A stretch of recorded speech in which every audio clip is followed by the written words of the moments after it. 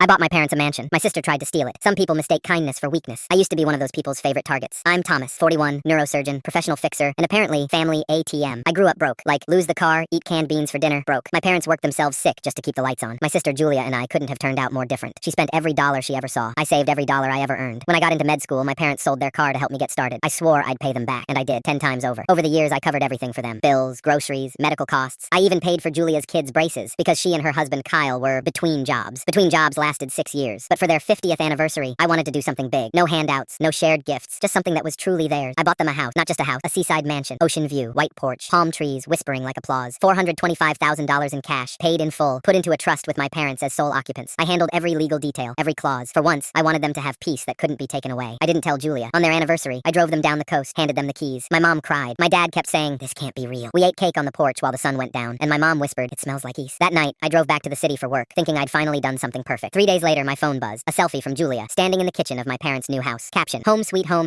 #beach life." I thought it was a joke. It wasn't. She'd found the address from a photo Dad posted on Facebook and just showed up. Kyle, 2 kids, dog, and boxes in tow. Told my parents they were visiting, then staying just the weekend. Then Kyle started yelling at my dad to stop acting like a landlord. When Dad said it was their home, Kyle pointed to the door and said, "This is my house. Get out." My mom was crying when I got there. The front door was wide open, music blaring, fast food bags everywhere. My dad was trembling. Julia lounged on the couch like she owned the place. Kyle held a beer and smirked. I didn't yell. I dropped the cake I brought and opened my bag. Inside was a folder. Page 1, the deed. The house belonged to a trust. Legal occupants, my parents only. Page 2, trust clause. I was the managing trustee, authorized to remove any unauthorized persons. Page 3, a screenshot of Kyle's Airbnb listing for Ocean Breeze Estate, booked solid for every weekend through August. Page 4, screenshots of Julia's texts. "We'll get him to cave. He always does." Page 5, HOA rules. No rentals, $5,000 fine per violation. I looked up. Pack your stuff, delete the listing, refund every booking, leave the key. Kyle laughed. "You're not serious." "Victor is," I said. "Who's Victor?" "The locksmith." The doorbell rang. Julia's smirk cracked first. "You're kicking your own family out?" Kyle shouted. "You can't just, this is illegal." "It's not illegal to protect my parents," I said. "You tried to profit off them. You crossed a line." They screamed, stalled, cried. The kids hid in the back. The dog peed on the floor. 3 hours later, they were shoving garbage bags into their SUV. Kyle muttered curses under his breath. I changed the locks right in front of them. My mom kept apologizing. My dad just stared out at the water, silent. I picked up crumbs, juice boxes, a tiara, and Kyle's business plan, scribbled on a napkin. Estimated monthly profit, $14,000. In the corner, Julia had written, "Tom won't say no if mom cries." That line's dead now. The next day, Julia posted on Facebook, "Some people forget who raised them. Money changes hearts. You can't evict family." I didn't respond. When she tried relisting the house under a fake name, I reported it, banned in 10 minutes. Then she called from a blocked number whispering, "We're behind on rent. Please, Tom. The kids." Click next call, yelling, "You care more about money than family." "I care about locks," I said, then blocked her again. 2 days later, Kyle Venmo requested $300. Caption, "Emotional damages." I used the screenshot to buy Dad a lawn chair. A week later, they tried sneaking back in. Victor sent me a photo. Kyle standing on the porch, staring at the keypad like it owed him an apology. I printed it and framed it in the hallway. Julia tried everything. Fake letters, guilt trips, stories about being their primary caregiver. No one bought it. My parents didn't even mention her anymore. Last weekend, I stopped by. Mom burned the pancakes. Dad labeled the light switches. They were laughing. Peaceful.